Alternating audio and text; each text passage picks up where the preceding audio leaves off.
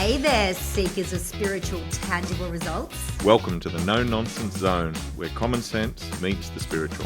I'm Jason Parks. I'm Emma Romano, your unapologetically real spiritual guides. We don't sugarcoat, we don't dance around the woo-woo, we just deliver the raw, kick-ass truth. Join us each episode as we dive deep into the mystical, cut through the bullshit, and show you how to manifest the tangible results you've been craving for. No fluff, no filters, just two mentors on a mission to elevate your mind, body and soul. Get ready to transform your life like never before. This is Soul Aligned Results, where spirituality meets the real world. This is Emma Romano and the amazing Jason Parks. And we're Soul Aligned Results. Welcome to the podcast. This one is going to be a doozy. It's soaring with turkeys. All right, Jason, I'm just going to leave it up to you. This is Jason. This is Jason Jam. Jason's got, I want to talk about soaring with turkeys. I'm like, awesome. Let's go. Let's do it. Go for it. Let's do it. Okay. Soaring with turkeys. So this is, I think, one of the most important subjects that you can do in any sort of spiritual practice, in practice in general, because this is actually, when we look at all the different kinds of religion, science, even psychology, everyone comes together at one point only. They all disagree about pretty much everything else, but one thing they all agree with, and that is you become who you hang around.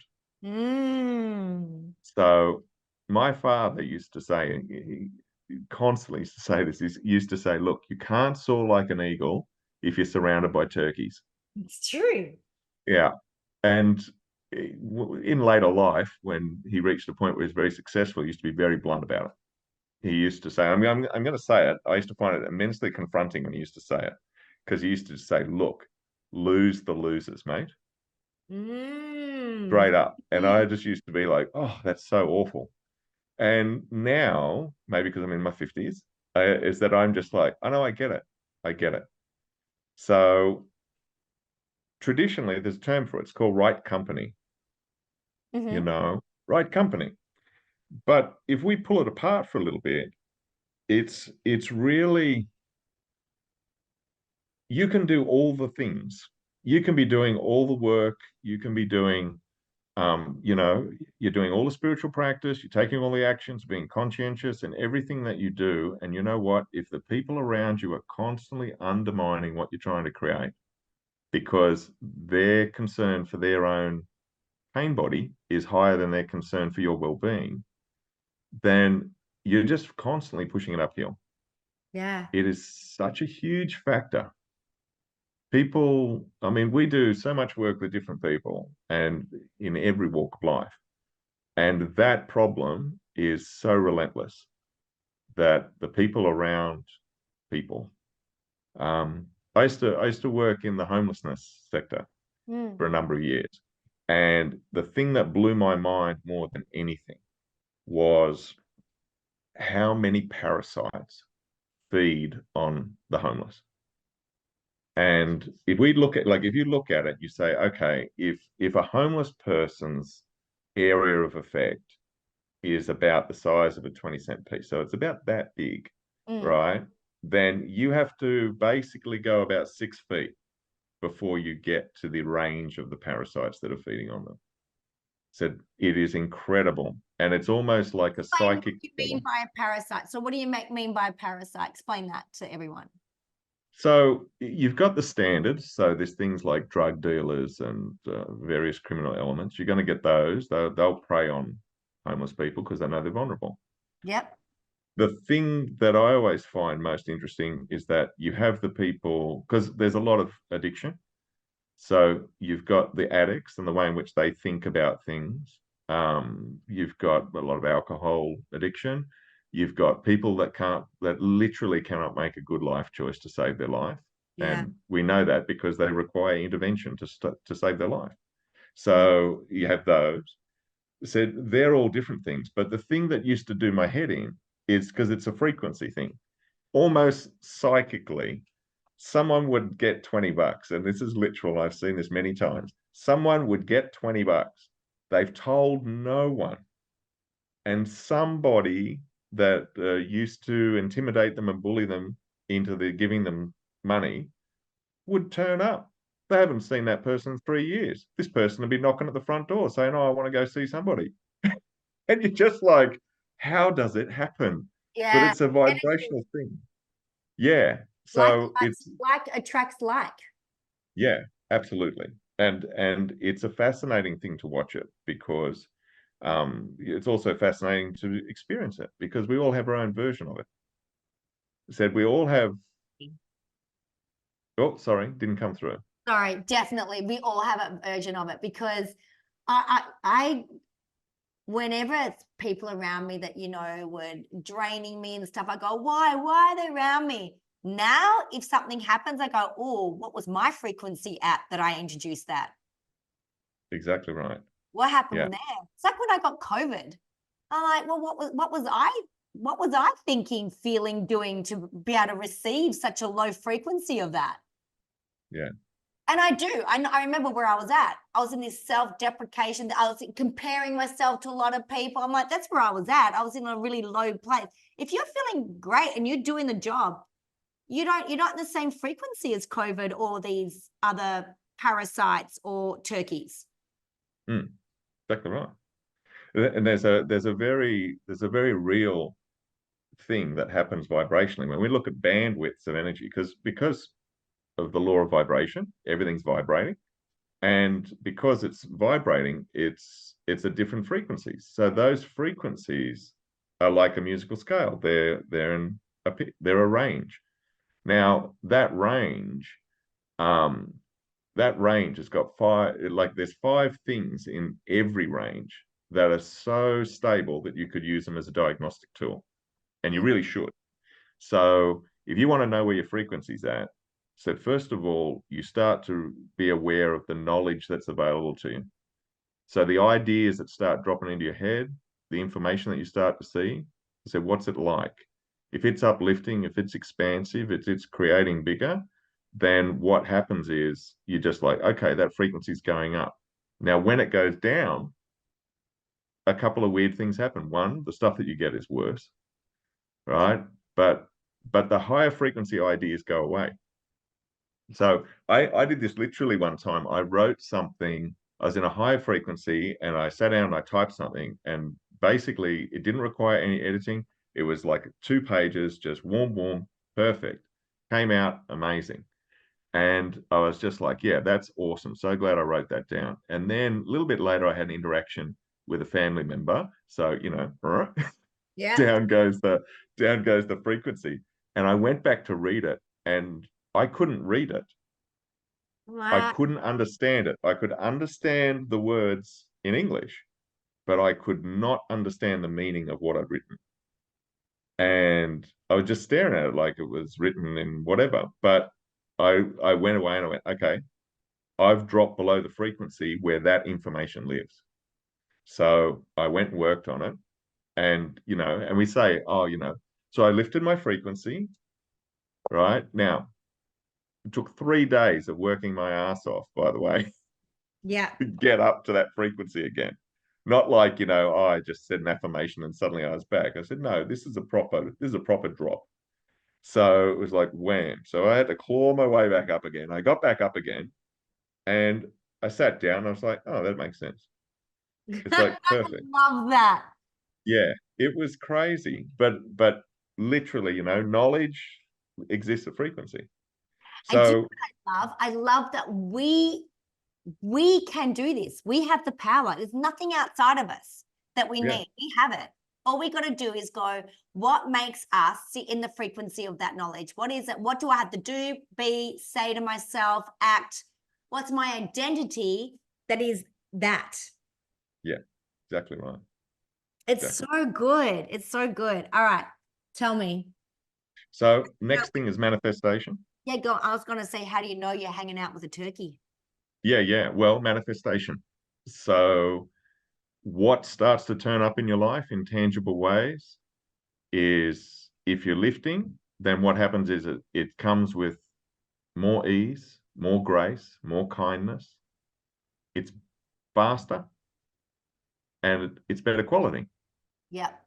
When you drop in frequency, if you're with the turkeys, what happens is everything good starts to slow down. Yep. Everything starts to hit the invisible hurdles. You're just like, oh, I don't understand. This is going along, and then suddenly it dropped. And what turns up is a lesser version and a lot crappier. So yeah, manifestation. So that's the second one. The third one are turkeys themselves, right? Soul groups. Right? So the About people soul around groups. you. Yep. Yeah. So in soul groups, some of that's non-physical. So some of your guides will change around at certain pitches. But by and large, you're going to see it in people. And we all know this because we've had this experience where you start to make choices in your life to better your life. And then a whole heap of friends will leave you. Yeah.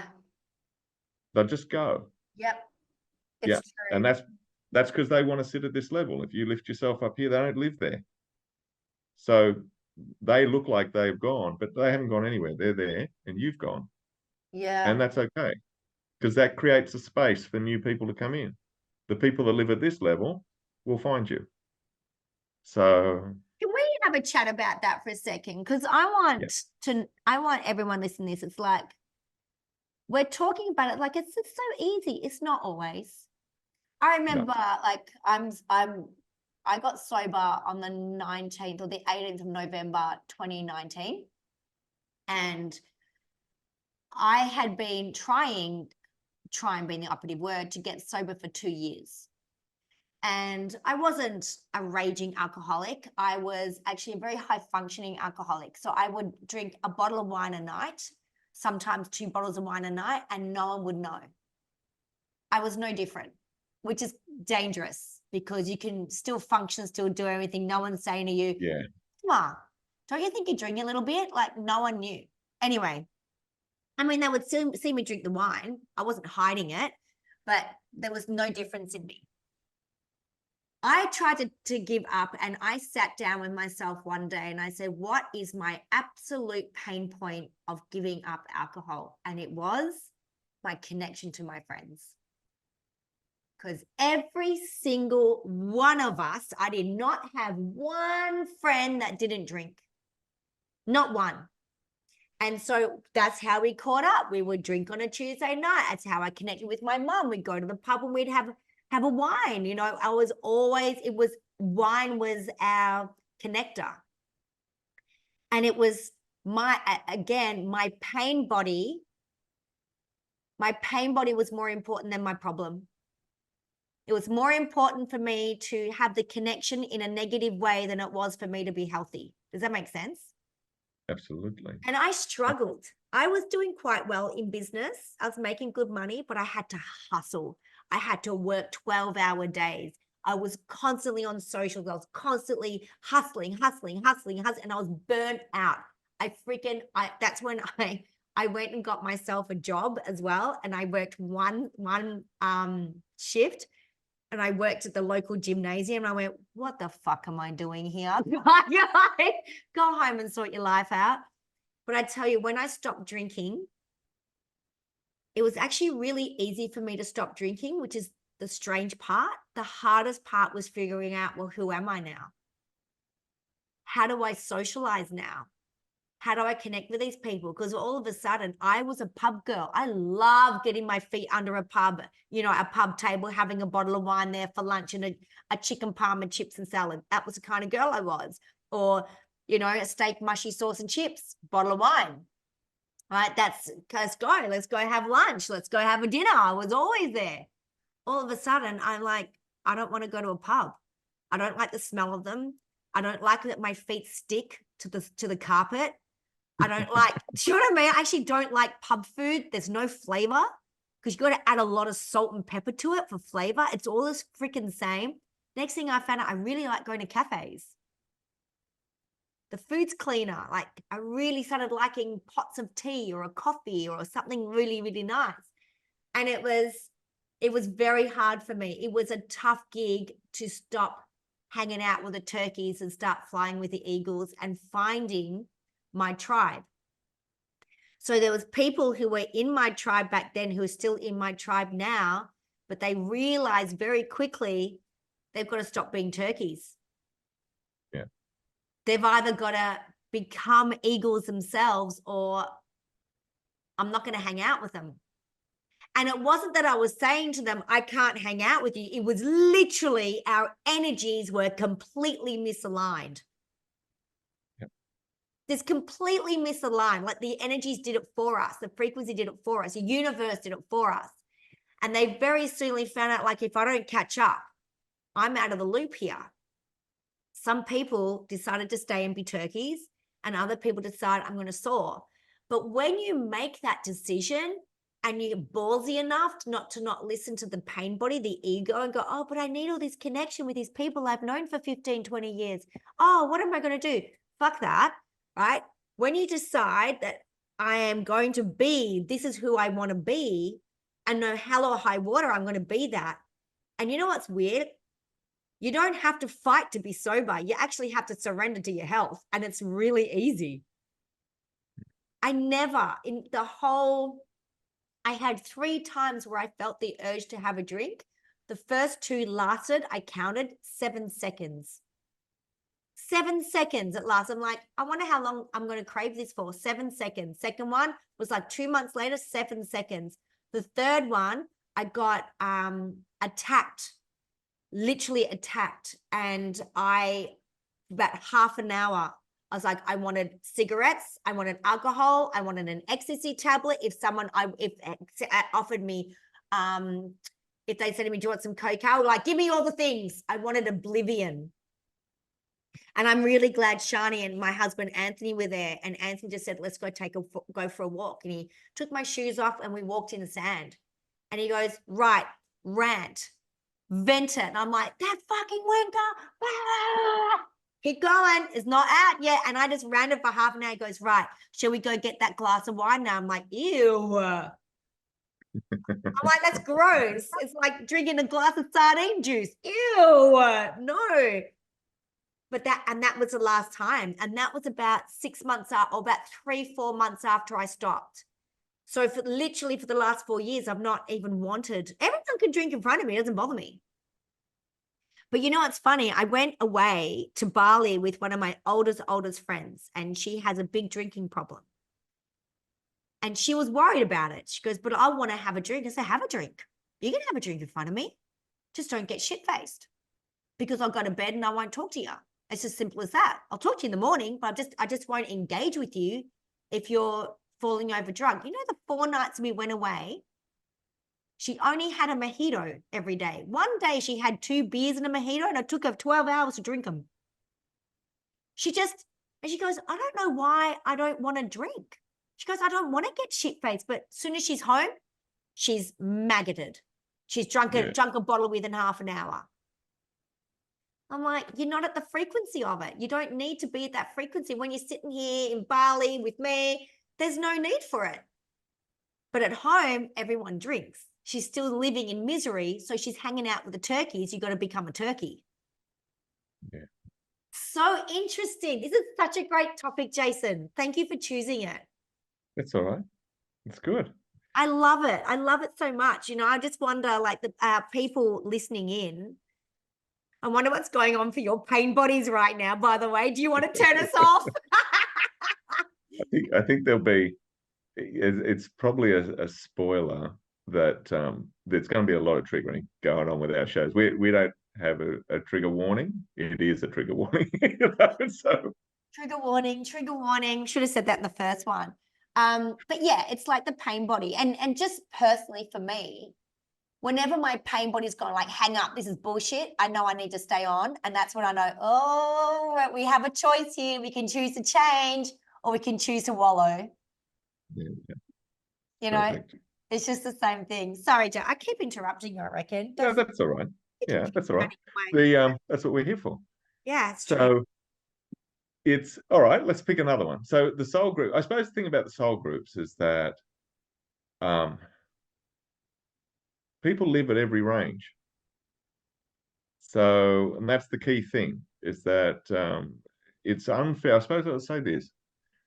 It's really unfair for you to decide to be an eagle and then want to drag a turkey with you. Yep.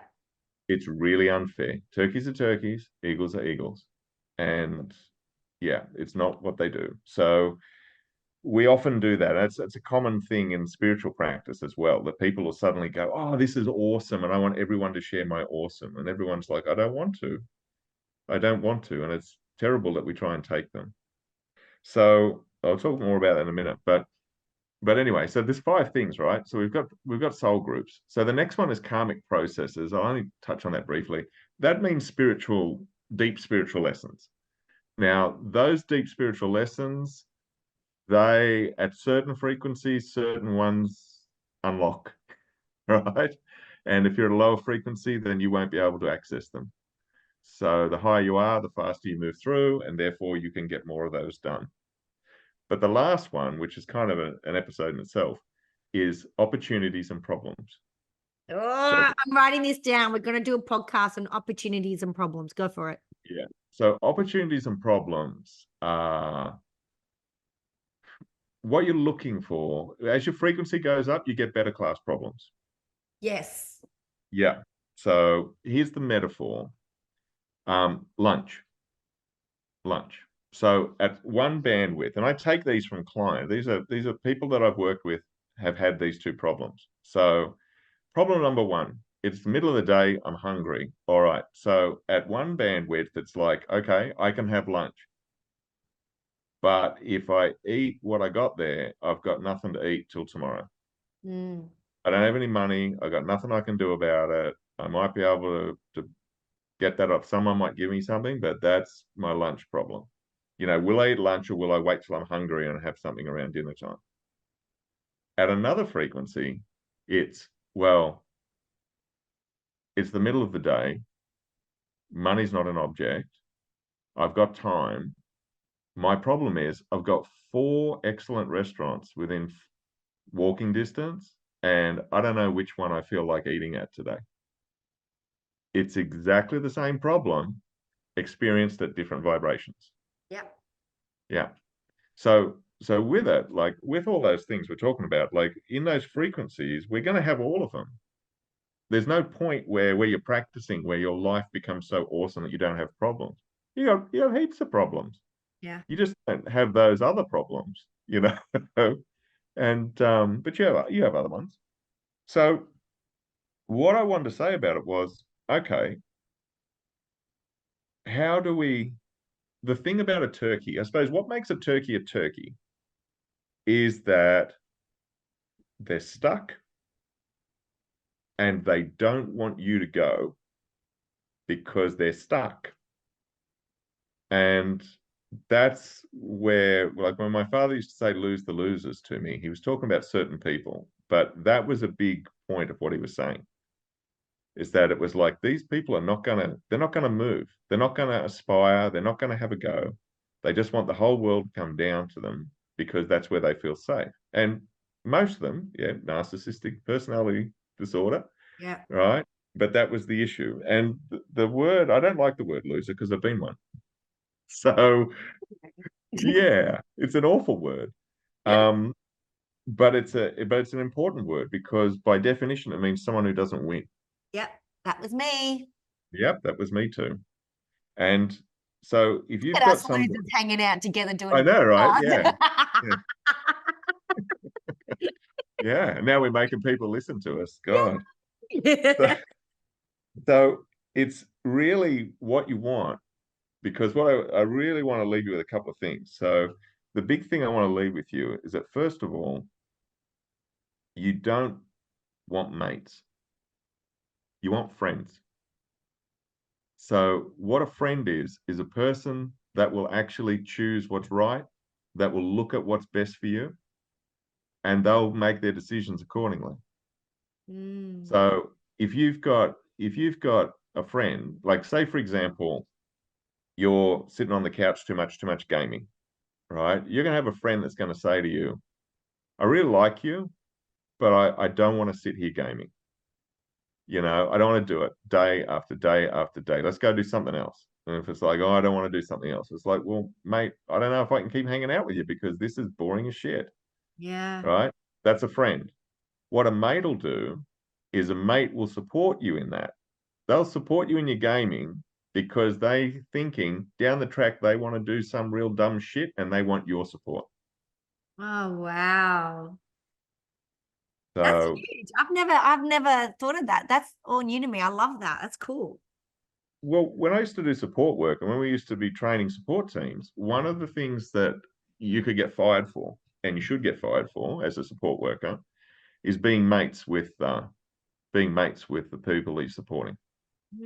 And the Mm. reason that is because it means that you don't have boundaries. You need to have professional boundaries. Now, I have heard and I have seen behaviors that are astonishing, where support workers will take a person who's an alcoholic and they'll take them to go and buy booze Oh my God. because they think that, and I've heard people say it, it's just like, oh, they were so drunk they couldn't stand up and I thought they'd get hit by a car or they'd be this or that. And it's like, so what you did was you helped them to get more toxin into their system. They're already suffering from alcohol poisoning. So you get like that's the thinking, but we don't think about it. But I used to say to people, because they say, oh, you can't be friends, you can't be friends. And I used to say, no, no, you can be a friend to the people you support in that you can make decisions about their welfare that are built upon what's right. You can Hmm. be honest. You can do what you can to help that person, but you can't be their mate. He said, if you're their mate, you'll get sacked, and you should be. Yeah. So, but we should have that standard in our own life for all the people around us. Yeah. Yeah, Yeah, I agree. I think I was always a mate and always had mates. And I think my very first actual friend of how you're saying it would be Shayla. mm, And I think I was yeah, hers first because we would say, I remember one day we had just started becoming friends about 10 years ago. And I was complaining about my husband, Anthony. And I can't even remember what I was saying. And she looks at me and she goes, oh, Diddums, you've got this really great guy who, I don't know what, I can't even remember. It was probably like stupid, right? Oh, he probably gave me a Melways for my birthday instead of flowers, something stupid like that, right? She goes, oh, Diddums, you got this really great guy. He's so freaking into you. He's so hot, just looks after you and the kids. And you got a little problem, have you? And I was really taken aback by it. And I was like, yeah, you're a keeper. yeah, I'm keeping you. I said, you're going to be my friend forever.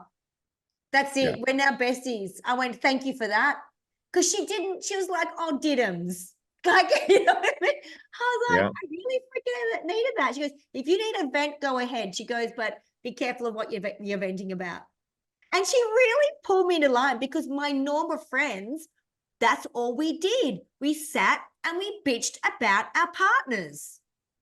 yeah, yeah, And even if there was nothing wrong, I would just make it up just to blend in with the gang because they were all turkeys. We were losers. We were all losers. The whole yeah. lot of it's so fascinating looking at that We all now. do. Yeah, Yeah, this is a good podcast for me. That is like I'm learning a yeah. lot. Well, we all do it. I remember my mother-in-law. I love my mother-in-law. I Um, love mine too. yeah, I remember because my wife and I went through a really tough patch and we separated and our relationship ended and we rebuilt a new one in the ashes of what was there. I did not know So, about you guys. oh, sorry, I missed all that. Sorry, I didn't know that. I didn't know that that happened. I didn't. Oh, there you go. Yeah. So, yeah, we had um well, I'll talk about it another time. But anyway, it was a shit show. So it ended up being a shit show. And I remember one time that my mother-in-law said to me, she said, "Look, you two love each other. That's very clear, you know, but you're not good for each other, Mm, and you're not good for each other because you kind of support each other where you shouldn't." mm, And and I thought about it. And I thought at first I was really angry that she said it. I wasn't angry at her, but I was really angry. And I was just going, wow, that was, that's nasty. But more than that, because when you've failed a lot in life, you said people will constantly tell you that you're failing, yep. right?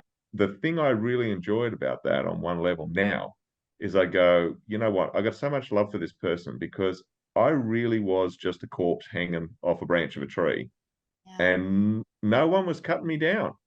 They just left me swinging. And Mm. it was because, for a variety of reasons, nobody wanted to confront it. And so everyone was being mates to me. And she turned around and said, look, as a friend, she just went, wham, this is your problem. And I remember walking away from that conversation thinking, I'm going to show her. I'm going to show her. But the more I worked on showing her, the more I realized it was like, she was right. She was exactly right. Yeah. So, but the way I showed her right was I went and saw a counselor, right? That's so great. Because I was like, well, I don't have the tools, but fuck this. I'm going to go get the tools. Yeah. And that's So, it. If we don't have the tools, find out someone who has really great tools. Not someone yeah, who has mediocre tools. Someone who has really great tools and learn from them. Go hang out with them. Hire them. exactly. Yeah, exactly right. And that was life changing. I got one tool in particular. Two things came out of it. One of them is the person we're talking about relationship stuff. And at the end of it, the guy says to me, what do you know about PTSD? And I said, oh, nothing. Isn't that what soldiers get? And Mm. he's like, yeah, there's a couple of versions. And then he started talking, and I'm like, oh, I just thought that was normal. So Gosh. so I was like, oh, what was I? I was 40. I was 40 before anybody diagnosed me as having PTSD. Yeah. And and by the time they started looking into it, it just kept going on going. And of course, they found out ultimately it was in utero. It happened There you It go. happened before I was born. So I was born with it. I just thought that was normal. Wow. So you don't know what you don't know. You don't know So what you that was, don't know. So you got to find yeah, someone who knows. that's right. So that was huge for me because that was like, okay, what does that mean? That means your brain works like this. Oh, okay. Now I can see why so many problems happened. And then the second thing they gave us was a really great tool for communication. What was it? And well, the tool was very simple. It was like when you're angry with somebody or you're frustrated or anything else that you'd normally suppress or you'd more normally blow up at, what you do is you just have an agreement between you that it's like if I'm annoyed with you, Emma, then I'll say, Emma, I'm actually really annoyed about what happened then. So I would like to make an appointment for you and I to be able to sit down and discuss it. That way you don't do it in the moment while you're elevated. It's asking for permission. Yeah, that's it. And then your job is to give me a time that suits you. Yes. Yeah. I love this. That's what Yeah. Anthony and I do. Yeah. It's brilliant. And then what you do is you sit down and the next bit's really important is that you I explain clearly what I'm cranky about or why I was cranky about it. You listen to that, then you explain why you did what you did. And then we both talk about what we want to have, what our outcomes we want moving forward. I love it. When you do that, all the emotion goes out of it, Yeah. all the hurt goes out of it. You sit in it, and then suddenly you're in problem solving mode. And then next thing you know, you've got agreements to go forward and much better. I think in the last, goodness, so if that was about 43, so that would have been about 10 years that we've had that tool. And I think we've used that tool maybe 8 times. That's so great. It's incredible. And half of them would have been in the first 6 months. Yeah. Yeah. And then after that, we got our communication back. And it was just like, yep, boom, we could communicate. So But it was, good. yeah, it was interesting. Yeah. It's all so interesting, isn't it? Yeah. Is there anything else you want to share before we sign off on this amazing podcast? And, hopefully people are still listening and not too. Yeah, hopefully. Two things very quick. Okay. First of all, that person that if you've got a person in your life that is going to be your friend, then or is just around you in any way, right? Then they've got to want you to thrive. Yes. That's super important. They Yep. have got to want you to thrive. Yep. If you don't have people around you doing that, I said you are surrounded by turkeys. So, yeah. The last thing is shared values, not interests, right?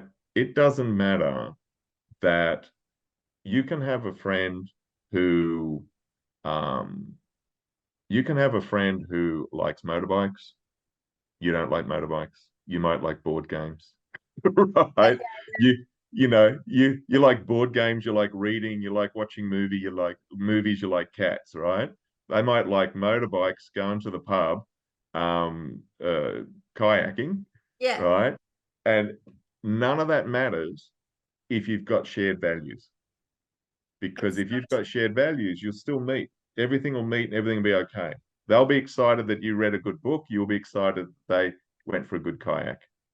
It's so true. I love that. I love that. Yeah. Guys, that's our podcast, Soaring with Turkeys. We want to hear your feedback on it. Did you get triggered? Did you not? Did you go, oh, that's interesting? Did you get triggered and then go, oh, I'm okay now? What happened? How did you feel during the podcast? Let us know, please. We've got a Facebook page called Soul Aligned Results. We've got a website, soulalignedresults.com.au. We have all the things. Get in contact with us. It's Jason Parks and Emma Romano. Thank you so much for listening to us. We do love you. Please let us know if there's anything else that you want us to talk about. We are not a paid gig. We're just doing this out of service, divine source service for you guys, for the world. And we wish you a really, really amazing day. See ya. Thank you all.